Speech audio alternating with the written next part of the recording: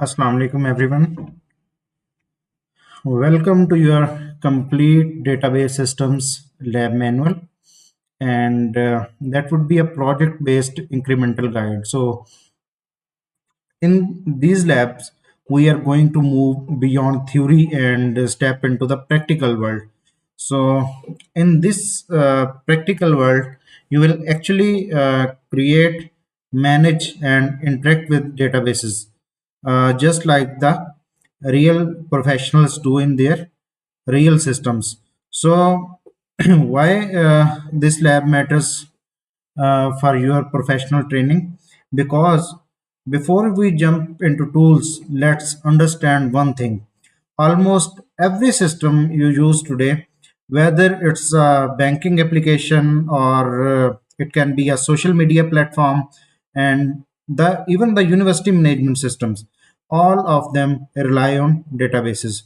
So these labs are not just an other course, it's actually a core technical skill that will support you in software development and cybersecurity and data science. So these three paradigms are the most scope oriented paradigms in real world. So now throughout this course, what you will learn over the next few sessions, you will learn how to create and manage databases, and secondly, you will learn about designing the tables and their relationships, and you will learn about the storing and retrieving data, and writing SQL queries, and understand how real world applications connect to databases. And one of the most and least important thing, you will do it by yourself. So now let's talk about the tool set which we will be using. First of all, we will use the ZAMP. So ZAMP is a free and open source package that allows us to set up a server environment on our own computer. So instead of installing multiple tools separately, XAMPP provides everything in one place. So it makes it perfect for learning and experimentation. So now let's break down the key components of the XAMPP. First of all, Apache HTTP server. So Apache is responsible for handling web requests. Whether you open something in your browser, Apache processes that request and sends back the response. So you can think of Apache as a messenger between your browser and the system. So the second thing is MySQL database. What is MySQL? This is basically the heart of our lab.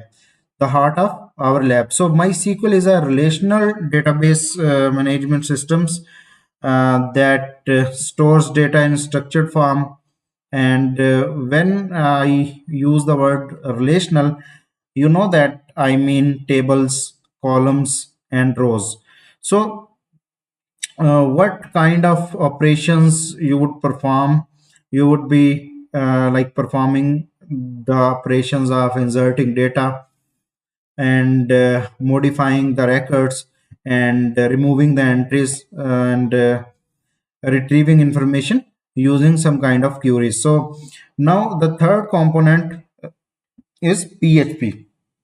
PHP is basically the backend language, and PHP is used to connect web application with databases. And while our main focus is databases, later you will see how PHP helps in building dynamic systems that interact with MySQL.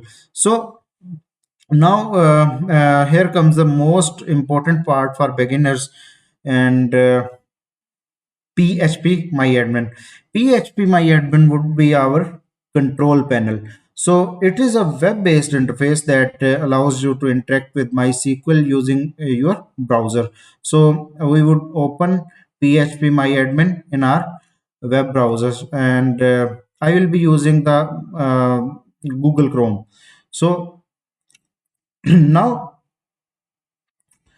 With phpMyAdmin, you can create databases, create tables, insert and modify data, run SQL queries, and manage everything with just a few clicks. So, a simple way to understand what phpMyAdmin is: if MySQL is the engine, then phpMyAdmin is the dashboard. So, like if you are driving a car and you are sitting on the driving seat, what you are seeing is the phpMyAdmin, and actual engine, which is MySQL, is running under the bonnet. So now let's talk about how everything works together.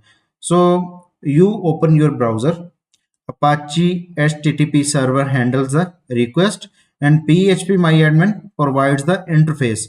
And finally, MySQL stores and retrieves the data. So this is the basic structure of most real-world web applications. So how to access phpMyAdmin and how it will work? We will walk this through during our practical labs. So now, what is the course overview?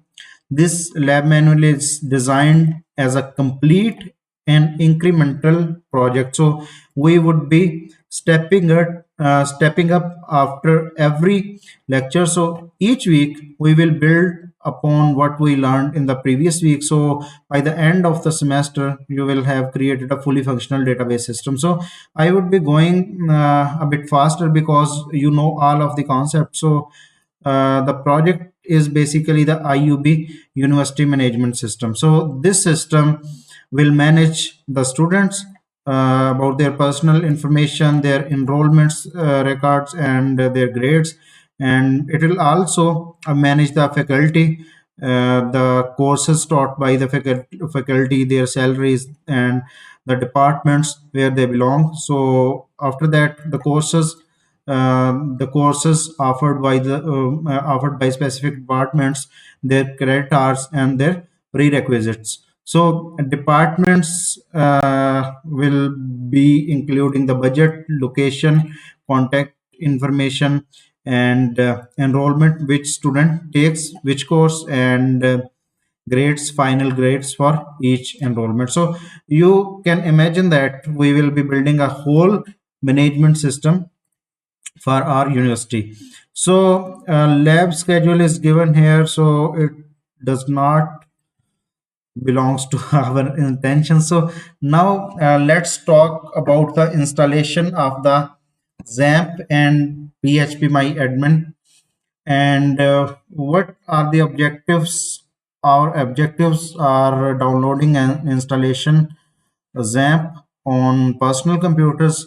So I will be guiding you how to do it, and start MySQL and Apache services from ZAMP control panel, and access and navigate phpMyAdmin interface and understand the purpose of each component. So first of all, I have told you about the ZAMP. So there is an interesting thing. X stands for X stands for cross platform.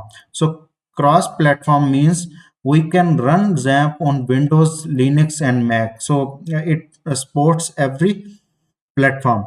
So the A stands for Apache. Apache is a web server and it serves phpMyAdmin. So M stands for MySQL or Maria database. So we would be working with MySQL. It's a database server. And P stands for PHP. PHP is a programming language. So many think opposite of it, that it's not a programming language, but consider for time being that it is a programming language.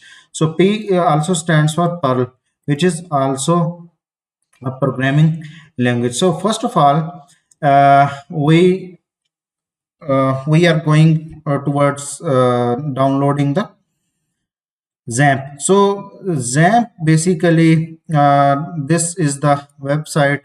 You can just go to the Apache Friends.organization website, and now we are going to download XAMPP for Windows.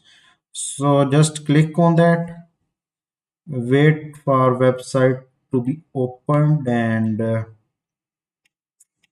ZAMP. Where is ZAMP?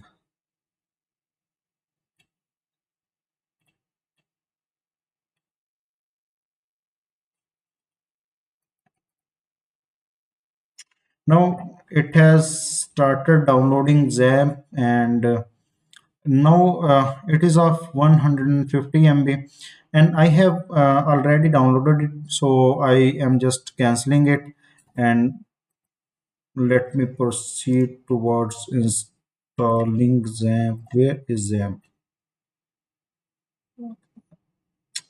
Yes, here it is.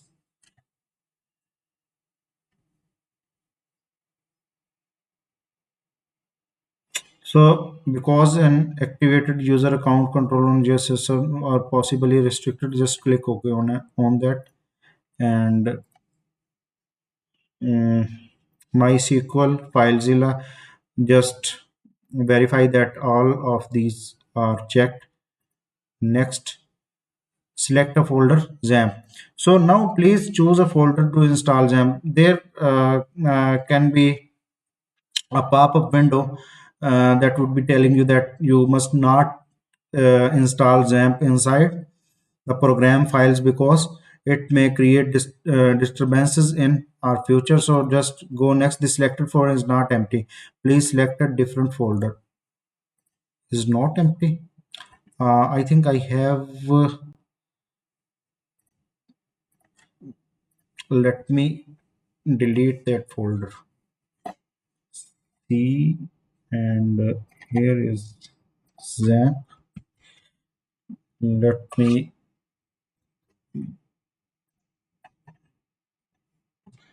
So now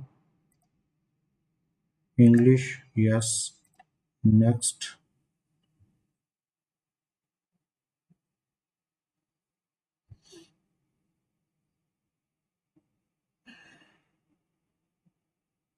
That error occurred because I had installed XAMPP previously and I did not delete the data of the XAMPP.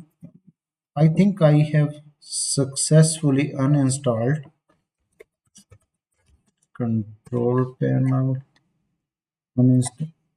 I I had successfully uninstalled with all the components. I don't know why they remained in the XAMPP folder. So installing and unpacking files.